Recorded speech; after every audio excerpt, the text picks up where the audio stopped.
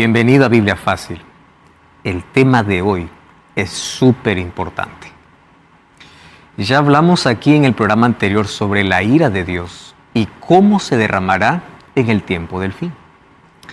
Sin embargo, aquella ira de Dios será consumada en la destrucción final de los impíos. ¿Sabes cómo? Con fuego. Mas existe una palabra que puede traer serios problemas al cristianismo. ¿Qué palabra? Dice que el humo de ellos subirá eternamente. Y ahí viene la pregunta, ¿de qué se trata aquel fuego eterno? ¿O es que realmente existe el infierno, donde las personas desde hoy ya están pagando sus culpas? ¿O aquellas que serán destruidas arderán para siempre? No te pierdas el programa de hoy. Bienvenido a Biblia Fácil. Bienvenidos amigos, listos para nuestro penúltimo encuentro y programa de esta temporada. Antes yo quiero ofrecer el curso bíblico Biblia Fácil Apocalipsis, didáctico, lleno de textos bíblicos para que tú puedas comprender de una manera práctica el libro de Apocalipsis. Solicítalo a través del número de WhatsApp que aparece aquí en tu pantalla o también ingresa a estudielabiblia.com. Ingresa allí y vas a encontrar este y otros materiales. Vamos a nuestro estudio de hoy, ya que es uno de los más grandes problemas a través de la historia, poder ver de qué se trata el castigo final, de qué se trata el fuego eterno. Hoy vamos a abrir la Biblia y como siempre antes vamos a orar. Gracias Señor te damos por esta nueva oportunidad que tenemos para abrir tu palabra. Gracias porque es ella quien nos habla. Cualquier argumento humano puede ser entendible, mas tu palabra está por encima de cualquier argumento humano. Que nuestra fe esté basada solo en ella y que a través de ella podamos encontrar a Jesucristo y la luz que necesitamos para caminar. Toma nuestra vida, bendice a las miles de personas que nos acompañan en este programa desde sus casas y danos tu bendición ahora que abrimos tu palabra. En el nombre de Jesús. Amén. Mis amigos, uno de los temas más intrigantes dentro del cristianismo tiene que ver con el tema que hoy vamos a hablar. Ustedes saben que yo les mencioné ya en algún capítulo anterior que existen algunas verdades que tendrían que ser proclamadas en el tiempo del fin de manera específica. Pero estas verdades no lo tendría que crear la iglesia. Estas verdades tendrían que estar en la Biblia. Entonces, en Apocalipsis capítulo 14 vemos que hay una serie de verdades que acompañan al Evangelio eterno, que es el mensaje que Dios quiere que todo el mundo pueda entender. El Evangelio eterno es Cristo, Cristo como creador, como salvador, como juez y como protector. Sin embargo, también junto al Evangelio eterno, ¿qué cosa se destaca? La mentira y el vino que Babilonia ha dado para todo el mundo. Con ese vino con el cual ha embriagado al mundo, ese vino, ¿qué cosa significa? Cosas extrañas traídas del paganismo al cristianismo, que ha confundido muchas mentes. Babilonia significa confusión, confusión en todo, de ideas, donde se mezcla la filosofía y la teología, donde se mezcla la tradición con la palabra de Dios. Entonces esa mezcla que hoy existe en el mundo tiene que ser vista de manera clara para no caer en ese vino, para no beber aquel vino con el cual embriaga Babilonia. Por eso tienen que ser restauradas algunas verdades. ¿Qué verdades tienen que ser restauradas? Jesús como creador, Jesús como salvador, Jesús como juez, temer a Dios, dar gloria a Dios, ver cuál es el vino que ha dado de beber Babilonia. Y dentro de ese vino, ¿qué cosa está? Un falso día de adoración. ¿Qué cosa está? La inmortalidad del alma. Y hoy vamos a hablar justamente ese tema tocando el mensaje del tercer ángel. Vamos a Apocalipsis capítulo 14 y allí vamos a hablar o vamos a leer lo que dice el versículo 11.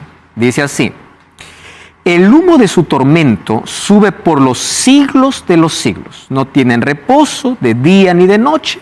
¿Quiénes? Los que adoran a la bestia, a su imagen, ni nadie que reciba la marca de su nombre. Este texto bíblico puede ser tan asustador, tan espantoso y tan mal interpretado. Nosotros ya vimos que en Apocalipsis hay varios símbolos y hay varias imágenes. Entonces hoy queremos hablar específicamente sobre esto. En el capítulo anterior vimos que la ira de Dios viene sobre aquellos que tienen la marca de la bestia, o sea, aquellos que son desleales a Dios, no obedientes a Dios, desprecian el Evangelio eterno, y ellos beberán del cáliz de su ira. Y esa ira es reflejada en Apocalipsis 16 como las 7 plagas. Pero aparte de las 7 plagas, esa ira es consumada en la destrucción de los impíos. Entonces, ¿cómo es que serán destruidos? Y aquí viene la palabra que puede confundir fácilmente. Humo eterno, tormento eterno, fuego eterno. Todo nos lleva a una idea. ¿Qué idea? Infierno. Y la palabra infierno va a depender a quién le preguntes, que te va a dar un concepto totalmente diferente. Mas yo aprendí algo en la vida. En un mundo lleno de opiniones, la Biblia tiene la última palabra. Yo puedo argumentar lo que quiero, pero la Biblia tendrá la última palabra. Jorge. Pastor, recién nombró la palabra infierno. Ajá. La palabra infierno no aparece en la Biblia literalmente así como la expresamos. Ajá. ¿A qué hace referencia? Muy bien. La palabra infierno en sí es una traducción para nuestro español, pero en la Biblia aparece bajo otros nombres, bajo el nombre Hades, Sheol, que significa simplemente sepultura. Solo que esa palabra es traducida como infierno. Y está bien que sea traducida como infierno. El problema es cuál es el concepto de infierno que tenemos. Y el concepto de infierno que tiene el mundo occidental, o sea, donde nosotros estamos, es el concepto griego, no el concepto bíblico. Mas hoy queremos analizar cómo la cultura griega influenció tanto en muchas creencias que hoy los cristianos. Gracias, pastor. Correcto. Vamos entonces al texto. Para poder acompañar ese texto, para poder, digamos aquí, poner más curiosidad en el asunto, vamos a Apocalipsis capítulo 20. ¿Está bien? Apocalipsis capítulo 20, versículo 9 y versículo 10. Dice así: subieron por la anchura de la tierra, rodearon el campamento de los santos y de la ciudad amada. ¿Ustedes saben en qué momento dice subieron por la anchura de la tierra? Después que se cumplieron 1000 años. Lean el versículo 6. Dice que bienaventurado y santo el que tiene parte en la primera resurrección, la segunda no tiene más poder sobre esto, sino que reinaron con Cristo 1000 años. Después que reina con Cristo 1000 años, suben de la tierra. Entonces, presten atención. Si la multitud sube de la tierra, quiere decir que ¿dónde están los redimidos? En el cielo, porque la ciudad baja. ¿Entienden? El milenio, ¿dónde se lleva? ¿En el cielo o en la tierra? En el cielo. Si estos suben de la tierra y rodean el campamento, la ciudad baja. ¿Y cómo sé que la ciudad baja? Lean el capítulo 21. Allí en el versículo 2 dice: yo vi, Juan, la santa ciudad, la nueva Jerusalén, descender del cielo. Muy bien. Vamos al versículo 9. Suben de la anchura de la tierra, rodean el campamento y la ciudad amada, pero de Dios descendió fuego del cielo. ¿Y qué cosa dice? Los consumió. No dice que sufrieron eternamente. Aquí aparentemente hay una contradicción, ¿no? Versículo 10. Y el diablo que los engañaba fue lanzado al lago de fuego y azufre, donde estaba la bestia, el falso profeta, y aquí nuevamente el problema. Fueron atormentados día y noche por los siglos de los siglos. ¿Qué les parece? Aquí entramos en un problema. Dice que cuando suben, desciende fuego del cielo y los acaba. Pero luego dice que junto a la bestia, el dragón y el falso profeta, ellos son atormentados por los siglos de los siglos. La palabra por los siglos de los siglos es una manera de poder expresar eterno. ¿Correcto? Y la palabra eterno en el idioma original, en el hebreo, es Olam. Recuerden esa palabra porque la vamos a repetir muchas veces. Olam, pacto eterno. ¿Correcto? Eterno. La palabra eterno en el hebreo es olam. Para nosotros, ¿qué cosa sería? Por los siglos de los siglos, eternamente, en fin. Muy bien. Vamos entonces al punto. ¿Cuál es el punto? ¿Cómo es el asunto en el juicio ejecutivo, la última parte del juicio? ¿O son eliminados o son de a pocos o por los siglos de los siglos estarán ardiendo? Ese es un problema. Vamos al versículo 12, miren, Apocalipsis 20, 12 al 15. Vi muertos, grandes y pequeños, de pie delante de Dios. Los libros fueron abiertos, el otro fue abierto, que es el libro de la vida. Fueron juzgados los muertos por las cosas que estaban escritas en los libros. El mar entregó a los muertos que habían en él. La muerte y el Hades entregaron los muertos que habían en ellos y fueron juzgados cada uno según sus obras. La muerte y el Hades fueron lanzados al lago de fuego, que es la muerte segunda. ¿Quién fue lanzado? El que no estuvo escrito en el libro de la vida fue lanzado al lago de fuego. Pregunta clave aquí. ¿Cómo es la destrucción final? ¿En un lago de fuego todo se acaba o en un lago de fuego que estará ardiendo para siempre? Esa es la pregunta. Y vamos a desarrollarlo aquí a pocos. El capítulo 21, versículo 8 dice así. Ojo, hablando de aquellos que no se salvaron. Incrédulos, cobardes, abominables, homicidas, fornicarios y hechiceros, idólatras y mentirosos, tendrán su parte en el lago de fuego que arde con fuego y azufre, que es la muerte segunda. A veces dice que solamente van a un lago y acaba. Otras veces dicen que va a un lago y nunca acaba. Entonces viene la pregunta, ¿cómo es esto? ¿Va a haber un fuego que nunca se apaga o van a ser exterminados en un momento en el fuego?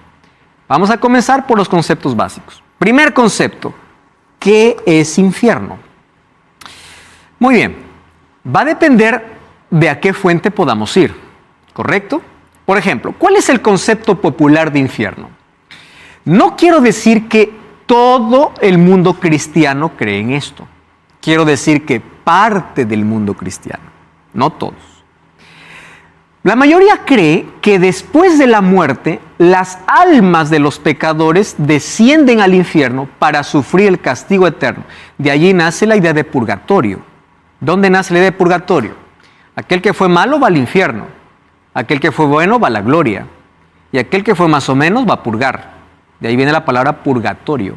Entonces, una oración puede sacarlo del purgatorio al cielo.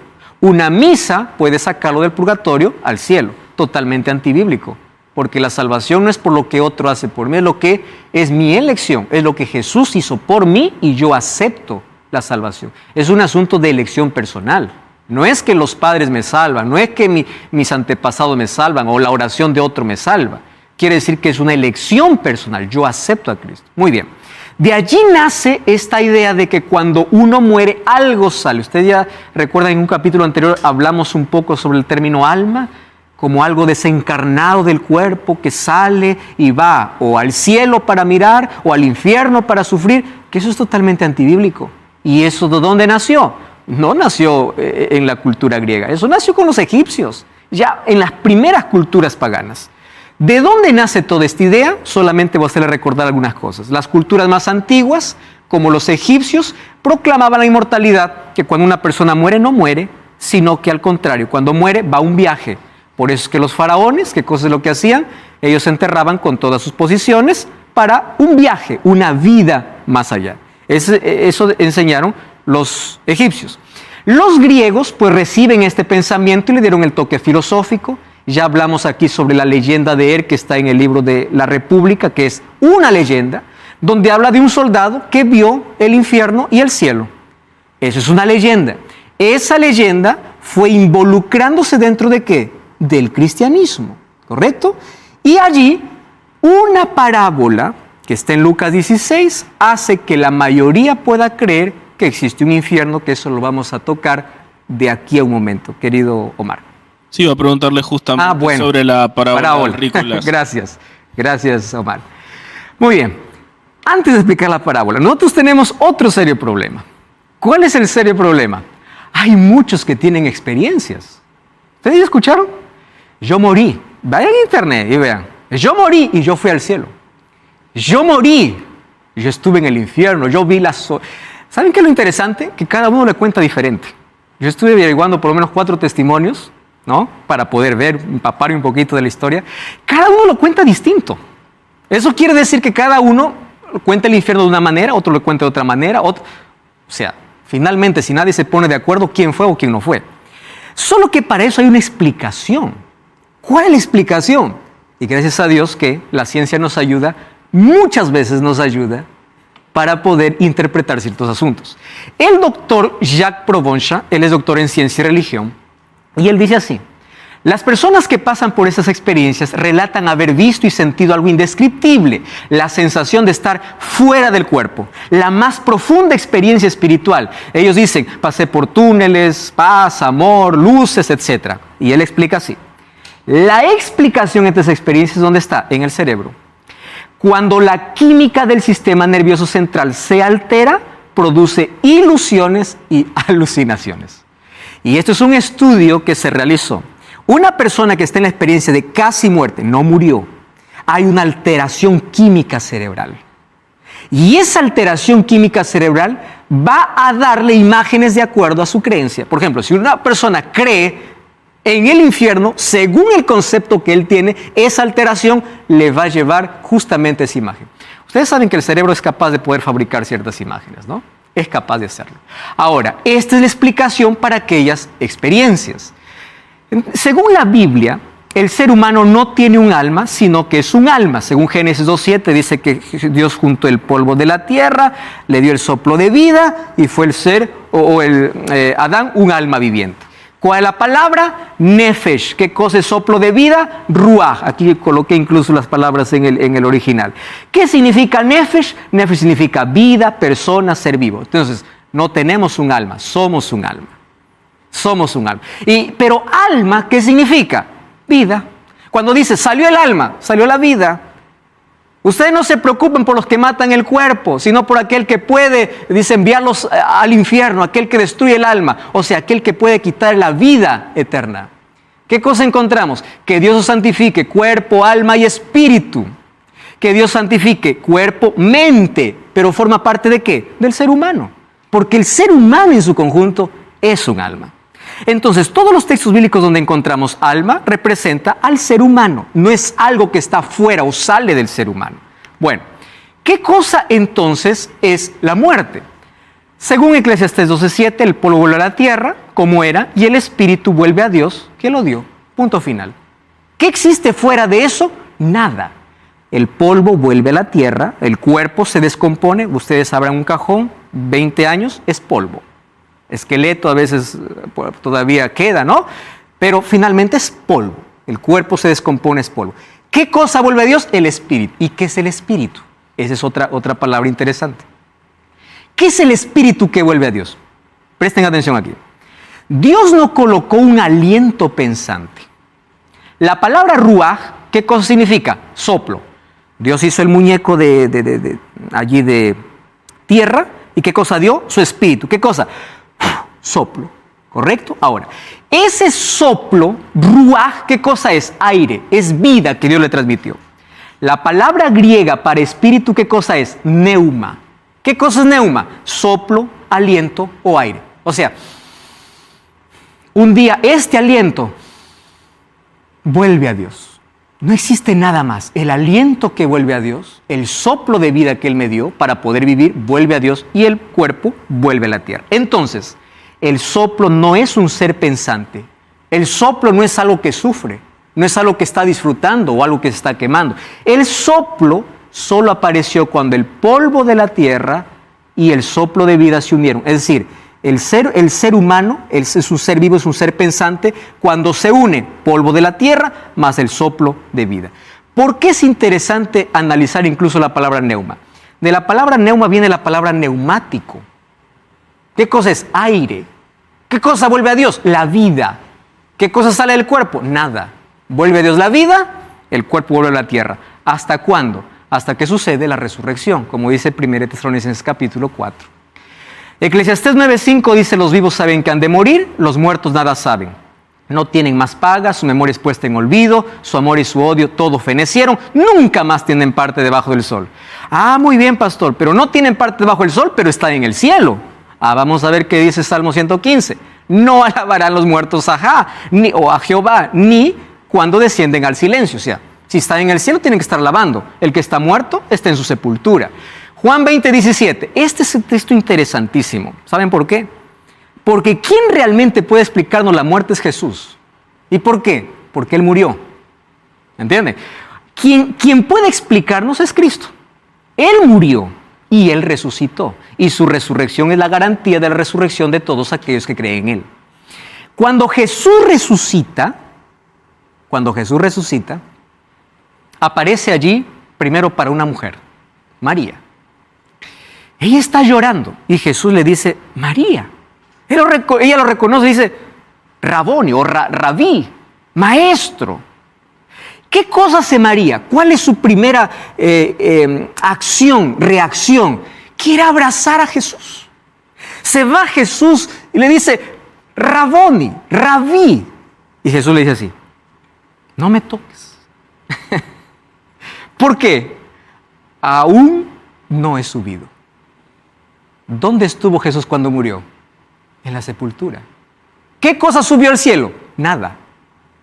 ¿Entienden? Entonces la idea de que cuando uno muere, su alma va al cielo, alguien va al cielo. No, Jesús dice, no me toques. Yo aún no he subido. Nada subió. Y Jesús es aquel que murió. Con su resurrección nos garantiza la resurrección obviamente. Juan 11:43, habiendo dicho esto, clamó a gran voz. ¿Recuerdan en la resurrección de Lázaro? Lázaro, ven. No le dice baja ni sube, ven. ¿Dónde estaba Lázaro? En la sepultura. 1 Tesalonicenses capítulo 4, versículo 16. Vamos a leer ese texto que es interesante. Vale la pena siempre ir directamente a la Biblia. 1 Tesalonicenses capítulo 4, versículo 16, dice así. El Señor mismo con voz de mando, con voz de arcángel y con trompeta de Dios, descenderá del cielo y los muertos en Cristo resucitarán primero. ¿Por qué dice resucitarán primero? Porque Apocalipsis habla de dos resurrecciones. ¿Recuerdan? Bienaventurado y santo el que tiene parte en la primera resurrección. Muy bien, resucitarán primero. Luego los que vivimos y los que hayamos quedado seremos arrebatados juntamente con ellos. El arrebatamiento al cielo es los que están vivos y aquellos que fueron resucitados. Seremos arrebatados para recibir al Señor en el aire. O sea, cuando Jesús viene, no viene para reinar aquí en la tierra. Viene para llevar a sus hijos ¿a dónde? Al cielo. Esa no es la promesa de Juan 14. Yo voy a preparar lugar, vendré otra vez, os tomaré y os llevaré. ¿A dónde? Al cielo. Muy bien. En esta venida lleva al cielo. ¿Quiénes? Los que resucitan, la primera resurrección, los que creyeron en Él, los que murieron en Él, y los que están vivos y están salvos. Van al cielo. Ahora, qué interesante que los muertos entonces están en sus tumbas. En ningún momento dice que Jesús viene con seres humanos. La Biblia dice que viene con ángeles. Cuando viene con ángeles en su segunda venida, los muertos resucitan. Aquellos que murieron creyendo en Cristo. Y aquellos que están vivos y tienen el sello de Dios, y aquellos que son fieles, pasaron el juicio y van a ir con Dios también para vivir por la eternidad, se unen los dos grupos. Nadie tiene recompensa adelantada. Nadie estuvo ya disfrutando, nadie estuvo sufriendo. ¿Dónde estuvieron los muertos? En su sepultura. El apóstol Pablo, cuando dice yo voy a ser sacrificado, él dice, me queda reservada la corona de vida que me dará el Señor. ¿Cuándo? En aquel día. No dice, mira Timoteo, voy a disfrutar, yo ya voy desde el cielo a darte fuerza, voy desde el cielo a ver qué sucede. No. Él dice, me dará la recompensa en aquel día. ¿Cuándo se dará la recompensa? Cuando Cristo regresa. Nadie tiene recompensa adelantada. Nadie cuando muere va al cielo a ser recompensado, ni al infierno a ser recompensado. ¿Por qué razón? La recompensa se dará ¿cuándo? Cuando Jesucristo regrese. Y ahora, ahí coloqué incluso la pregunta, ¿qué sentido tiene la resurrección si ya tiene recompensa, no? Ya están disfrutando, ya están sufriendo. La Biblia dice, los muertos están inconscientes hasta el día de resurrección. No están sufriendo, están descansando para el encuentro cuando Jesús regrese. Y acá hay varios textos. La muerte es como un sueño, no tienen sentimientos, están en el polvo, no realizan ninguna obra, no tienen conciencia. Todo eso con textos bíblicos, ¿no? No alaban, no intervienen, no están en el cielo. Todos los textos bíblicos están acá. Más aquí, encontramos un asunto interesante. De los 4 evangelios que tenemos en la Biblia, solo hay un evangelio que no cuenta ni una parábola de Jesús. ¿Saben cuál es? Juan. Los 3 evangelios, Mateo, Marcos y Lucas, cuentan parábolas y milagros. Juan cuenta 7 milagros de Jesús sin ninguna parábola. Ninguna parábola encontramos en Juan, pero sí encontramos en los 3 evangelios, Mateo, Marcos y Lucas. ¿Cuál era el propósito de las parábolas? Las parábolas eran imágenes del cotidiano, historias que se contaban, cosas que ellos vivían para traer una lección espiritual. Lo que hoy hacemos. ¿Cómo explico a un niñito un asunto complicado? Con una historia. Las historias captaban la atención, atraían las mentes y a través de historias del cotidiano, historias que se contaban, historias que Jesús creaba, ¿qué cosa daba a entender? Una lección. Las parábolas no son doctrinas. ¿Qué cosas son las parábolas? Lecciones espirituales. Lucas capítulo 16 tiene una parábola. Y yo quiero mencionar aquí un asunto interesante. Quiero que todos podamos abrir la Biblia en Lucas capítulo 16. ¿Está bien? Lucas capítulo 16, desde el versículo 16 en adelante, del 19 en adelante, dice: había un hombre rico que se vestía de púrpura y lino y hacía cada día un banquete con esplendor. Había otro mendigo llamado Lázaro que estaba echado a la puerta de aquel lleno de llagas. Este ansiaba saciarse de migajas que caían de la mesa del rico. Aún los perros venían y le lamían las llagas. Pero aconteció que murió el mendigo y fue llevado por los ángeles al seno de Abraham. Murió también el rico y fue sepultado. Y allí en el infierno o en el Hades alzó su voz, o alzó sus ojos, estando en tormentos, y vio de lejos a Abraham y a Lázaro en su seno. Entonces gritando dijo: Padre Abraham, ten misericordia de mí, envía a Lázaro que moje la punta de su dedo en agua y refresque mi lengua, que estoy atormentado en llama. Abraham le dijo: Hijo, tú recibiste bienes en vida, Lázaro males, ahora está consolado y tú atormentado. Además de todo esto, hay una gran montaña entre nosotros, que los que quieran pasar de aquí para allá no pueden, ni de allá para acá. Entonces le dijo: te ruego que le envíes a la casa de mi padre, porque tengo 5 hermanos, para que les prediquen, para que no vengan a este lugar de tormento. Abraham les dijo: a Moisés y a los profetas tienen para que les escuchen. Entonces le dijo: no, padre Abraham, si alguno de los muertos se levante, se arrepentirán. Pero Abraham le dijo: si no escuchan a Moisés y a los profetas, tampoco escucharán, aun si se levanta alguien de los muertos. Ah, qué interesante esta historia. Significa que existe entonces el infierno. Hay almas que se están quemando. Vamos a una breve pausa, no cambies el canal y ya regresamos para explicar ese tema.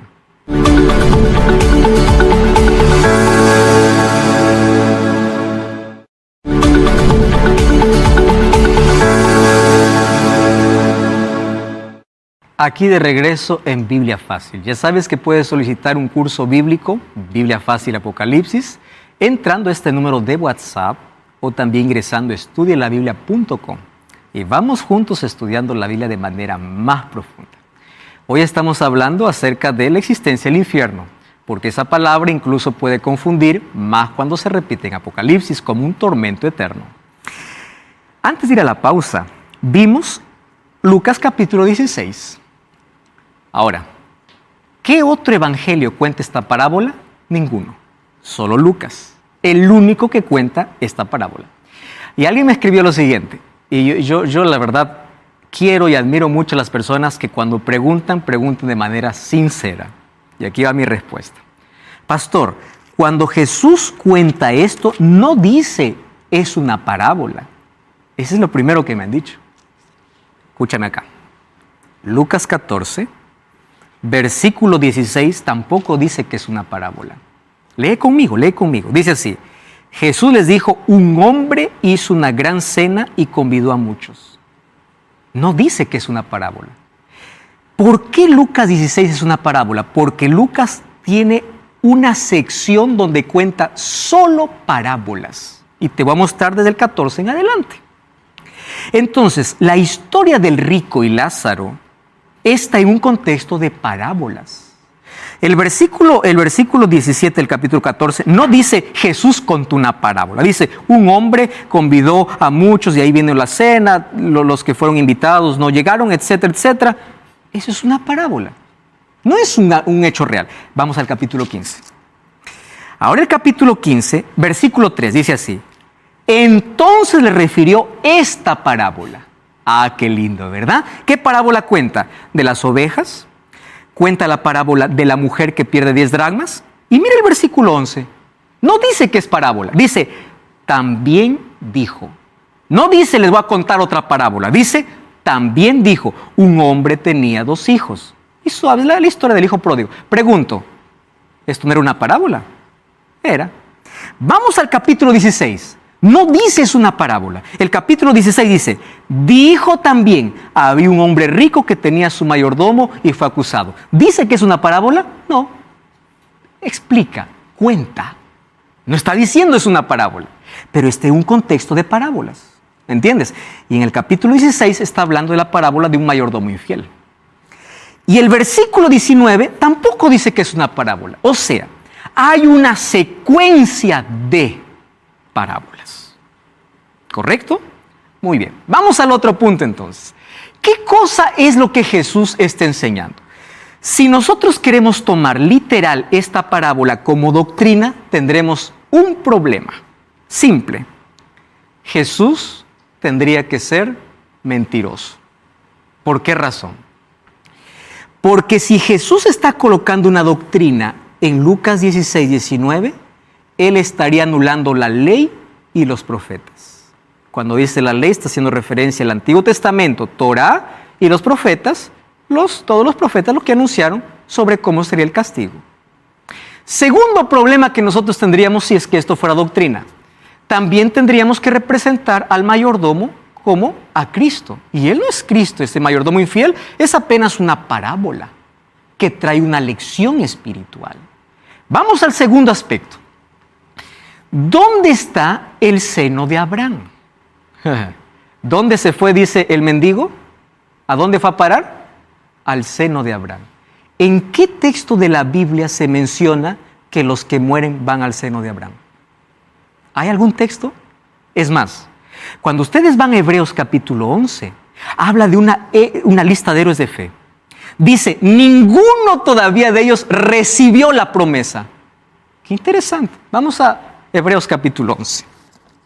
Hebreos capítulo 11, versículo 39, para ver dónde está Abraham, ¿verdad?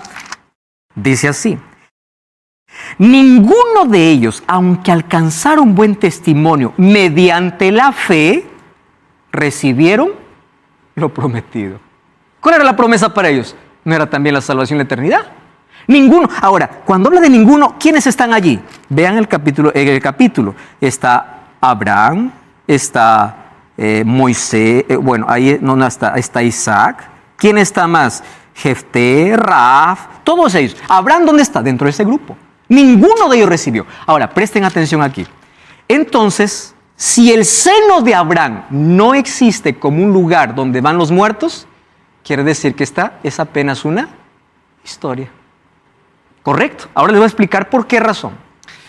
¿De qué tamaño sería el seno de Abraham para poder recibir a todos los que mueren? Imagínense. Otra pregunta interesante. ¿Dónde fueron los muertos antes de Abraham? Si es que realmente Abraham los abrigara en su seno a todos los que van a salvarse. Otro aspecto importante. ¿Quiere decir que en la eternidad el ser humano va a mirar a los otros sufriendo? Imagínense una eternidad así. Yo estoy aquí eternamente y del otro lado estoy viendo. Mi familiar ahí está sufriendo eternamente. Porque allí dice que se miran. Y viene la pregunta entonces. ¿Realmente en la eternidad se van a mirar los redimidos y los que están quemándose? Ahí van a estar contemplando cómo eternamente se queman. ¿Eso es bíblico? No lo es. Porque en esta parábola se ven. Entonces es una historia. Otro aspecto importante. Aquí dice, aquellos que defienden esta idea, dicen que es el alma. Entonces viene la pregunta, ¿el alma tiene lengua? ¿El alma tiene cuerpo? Porque allí dice que el rico, ¿qué cosa tenía? Sed. Quiere decir que está hablando que el alma tiene cuerpo. ¿Se dan cuenta de la incoherencia que existe al poder colocarlo de manera literal esta parábola? Otro aspecto. Jesús usó una historia contada ya por ellos. ¿Por qué razón?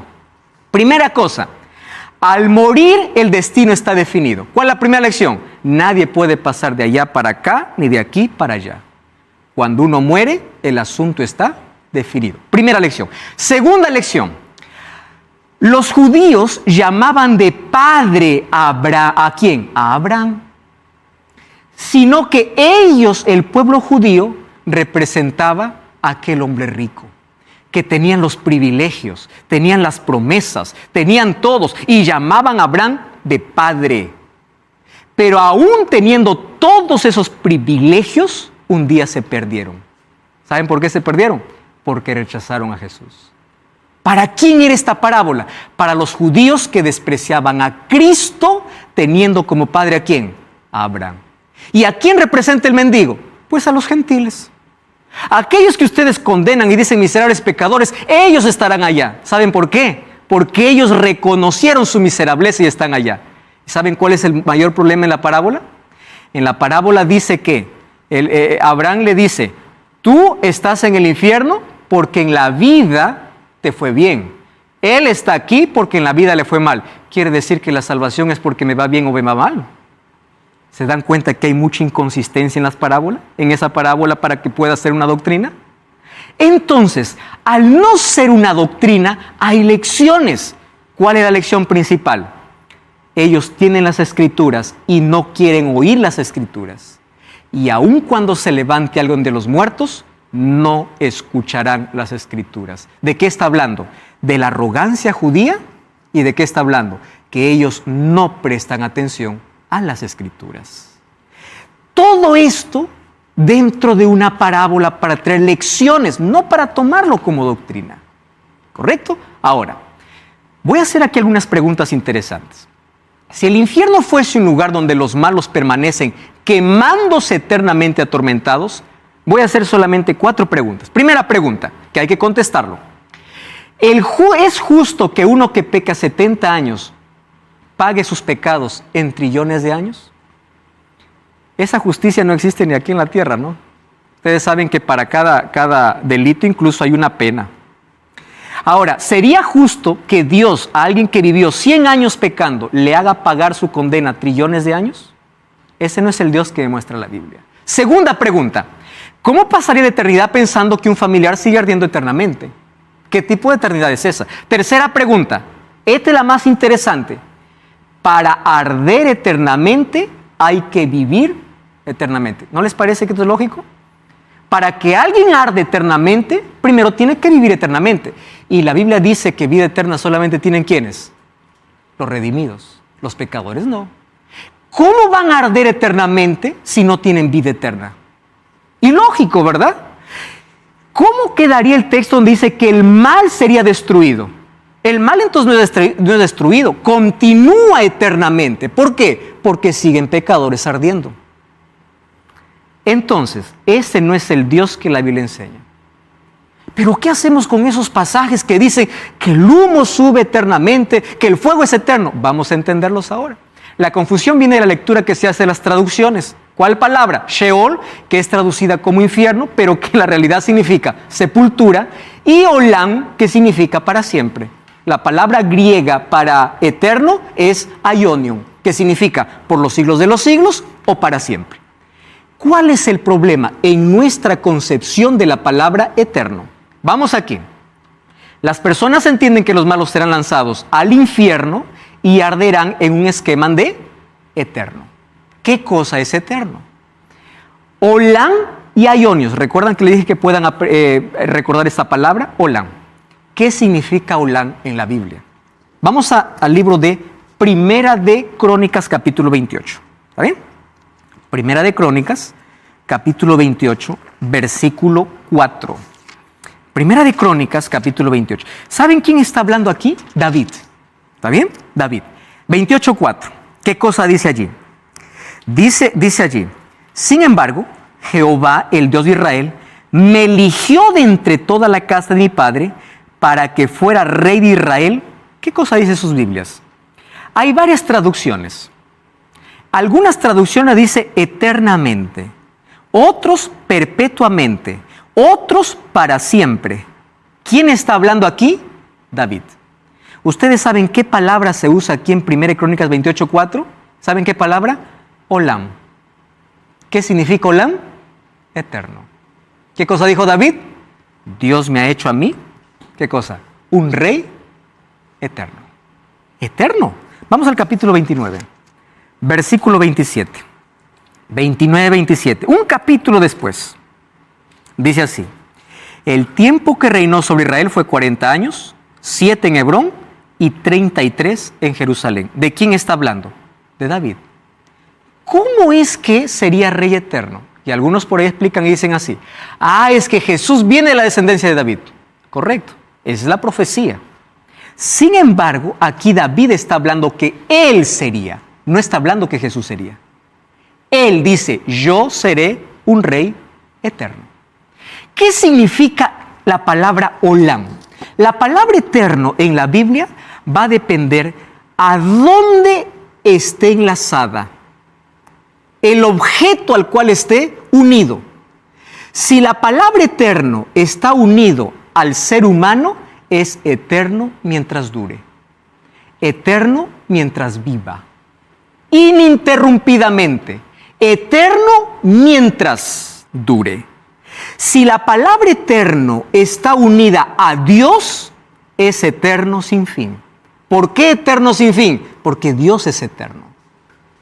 Entonces, la palabra eterno en el Apocalipsis, ¿a qué está unida? Al pecado. Y el pecado no es eterno. Por eso es que cuando Jesús dice: los justos irán a la vida eterna y los impíos al fuego eterno, ¿qué cosa está diciendo? Unos tendrán vida eterna sin fin, eterno, Olam, aionios, y otros al fuego eterno, eterno mientras dure. ¿Qué significa fuego eterno entonces? Destrucción completa, total. Ahí encaja lo que dice Malaquías 4. No dejará ni raíz ni rama. ¿Por qué? Porque la palabra eterno estuvo unida ¿a qué? Al pecado.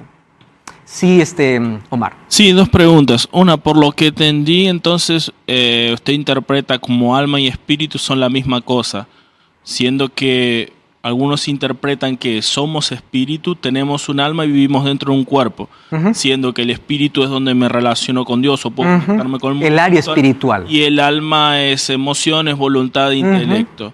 Esa es mi pregunta, porque habla santifiquen espíritu, alma y cuerpo, como que el espíritu y alma son dos cosas diferentes.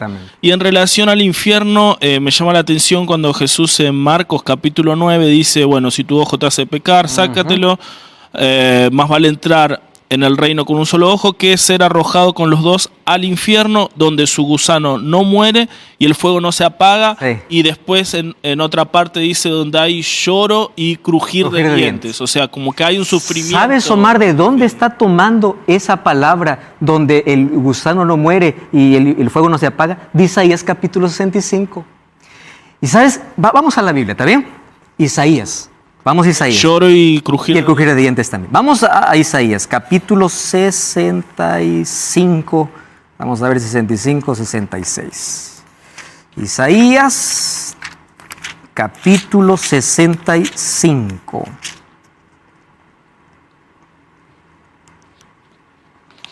Vamos ahí el castigo a los rebeldes. ¿Está bien? A ver, vamos a ver allí el texto bíblico. Capítulo 65. Bueno, allí vamos a ver el versículo 20, desde el 18, del capítulo 65, versículo 18, donde habla acerca de los cielos nuevos y la tierra nueva, y finalmente habla acerca del castigo que tendrán los impíos. ¿Y saben qué cosa dice? Déjenme aquí encontrar el texto bíblico exactamente, donde dice que su gusano no morirá. Allí, vamos al capítulo 66, versículo 24. Saldrán y verán los cadáveres de los hombres que se rebelaron contra mí. Su gusano no morirá, ni su fuego se apagará. Omar, entonces, ¿qué texto está tomando Jesús en Marcos? El texto de Isaías 66. Ojo, pero cuando dice su gusano no morirá y su fuego nunca se apagará, antes ¿qué cosa está diciendo? Ellos ¿qué cosas serán? Cadáveres. ¿Entienden? ¿Qué cosa es un cadáver? Sin vida. Cuando dice que será eterno, quiere decir que serán exterminados completamente. Déjenme mostrarles aquí algunos textos bíblicos. Antes otro asunto más. El pecado no es eterno. Según Malaquías capítulo 4, versículo 1 al 4, dice que Dios destruirá y no quedará ni raíz ni rama. La vida eterna es solo para los salvos. Mira aquí, Omar, el texto más claro. Judas 1:7. Como Sodoma y Gomorra y las ciudades vecinas, los cuales de la misma manera que aquellos, habiendo fornicado e ido en pos de vicios, fueron puestas, por ejemplo, sufriendo, ¿qué cosa dice? El fuego eterno. ¡Wow! Hasta ahora sigue ardiendo Sodoma y Gomorra. Vamos a 2 de Pedro 2:6. Así condenó por destrucción a las ciudades de Sodoma y Gomorra, reduciéndoles a ceniza. Entonces viene la pregunta, ¿está contradiciendo Pedro a Judas? No, porque fuego eterno significa destrucción total. Ese eterno es mientras dure hasta que se acabe en el lago de fuego. El malvado experimentará la ira final de Dios, la consumación de la ira, y será destruido completamente en el lago de fuego. Mientras dure la materia, el fuego consumirá. El ejemplo es de Sodoma y Gomorra. Sufrieron el castigo eterno y Pedro dice que fueron reducidas ¿a qué? A cenizas. Miren otro texto, Isaías 34:10, hablando sobre Edom. No se apagará de noche ni de día, perpetuamente subirá su humo. ¿A qué les hace recordar ese texto? ¿No es el mensaje del tercer ángel? Ahora la pregunta es, ¿hasta ahora sigue humeando Edom? No. Otro texto bíblico, Ezequiel 20:47, dice así: no se apagará la llama del fuego, serán quemados en ella todos los rostros, desde el sur hasta el norte, y verá toda carne que yo Jehová lo encendí. No se apagará. ¿Qué significa no se apagará eternamente? El fuego acabará la materia, pero será eterno, ¿qué cosa? Las consecuencias. Nunca más se levantará. Acabó para siempre. Malaquías 4:1, viene el día ardiente, que dice el final, no dejará ni raíz ni rama. Y Romanos 6:23 dice, la paga del pecado es muerte, mas la dádiva de Dios es vida eterna en Cristo Jesús, Señor nuestro. ¿Qué cosa es vida eterna? ¿O quién tiene vida eterna? Aquel que cree en Jesús y tiene la gracia de Cristo. Y aquel que no tiene a Cristo, ¿qué cosa tiene? Muerte. ¿Y la muerte qué cosa dice en Apocalipsis? Que será lanzada ¿a dónde? Al lago de fuego, para desaparecer para siempre. Ahora respondo a tu segunda pregunta. Y el lloro, el crujir de dientes. Ese lloro y crujir de dientes está hablando en el contexto de la ira de Dios. ¿En qué momento? Cuando la gracia se acabe. Aquellos que no fueron hallados con el vestido, ¿qué cosa es el vestido? El carácter de Dios. Aquellos que no reflejaron a Dios su amor en obediencia, en lealtad, ¿qué cosas serán? Echados fuera. Ahí está la separación. La gracia terminó. Y aquellos que no más, o aquellos que no aceptaron la gracia en el tiempo de oportunidad, viene para ellos el lloro y el crujir de dientes, que son como resultado de la ira de Dios que será derramada antes de su segunda venida, primero con las 7 plagas y luego con la exterminación completa del pecado. Ahora, yo quiero que ustedes presten atención a un asunto interesante. La paga del pecado es muerte. Si la paga del pecado es muerte, la muerte no existirá para siempre, porque Dios ha prometido venir y colocar punto final al pecado y a la muerte. Eso quiere decir que si yo creo en un infierno que arderá eternamente, yo tengo que creer que aquellos que están en el infierno tienen que vivir eternamente. Para ser quemado eternamente hay que vivir eternamente. Solo que la vida eterna es un regalo que Dios da solamente a quienes, aquellos que aceptan su gracia. Pastor, entonces, ¿de qué vino a librarnos Cristo? Cristo vino a librarte de la muerte eterna. Porque tú sabes que todos podemos ser afectados por la primera muerte.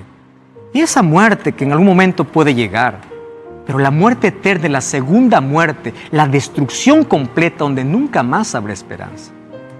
Por eso, si Cristo es vida, únete a Él. Solo con Él podrás vivir eternamente. Quiero que entiendas un asunto interesante. Dios te ama.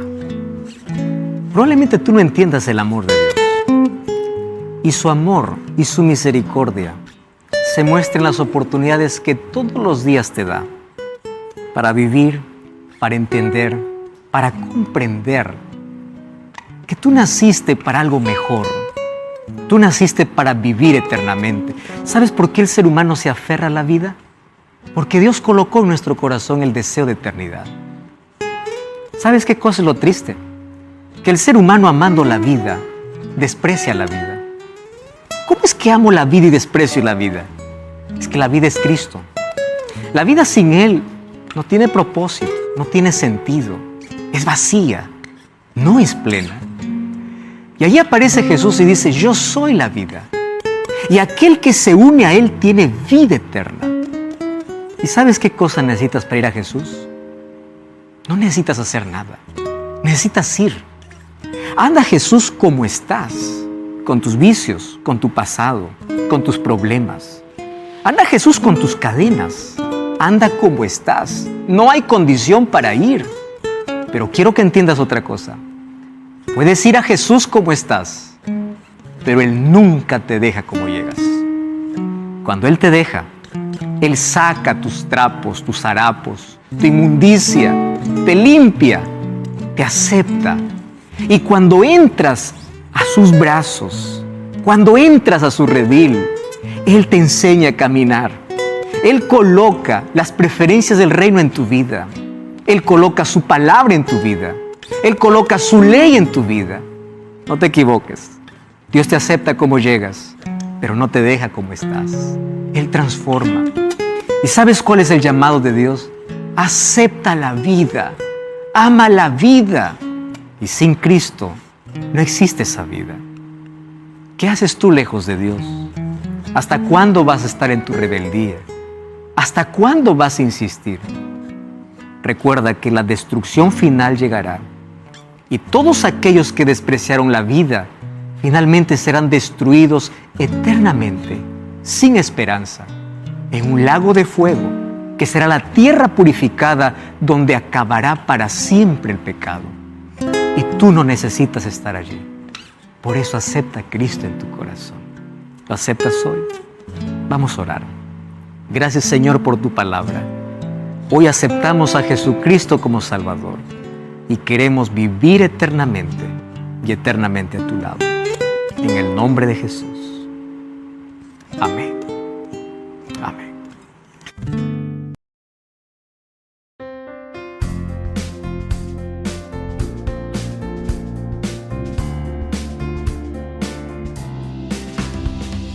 Every little thing related to you make me smile. I know you are doing hard work to make things possible. I want to let you know that I am with you and I will be forever. Every little thing related to you make me smile. I know you are doing hard work to make things possible. I want to let you know that I am with you and I will be forever. When you talk, I want to listen to you for hours. When you are there beside me, I feel like looking at you all the time. My love for you will never really change.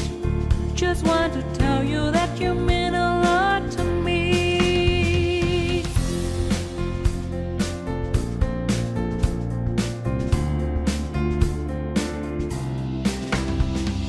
Every little thing related to you make me smile. I know you are doing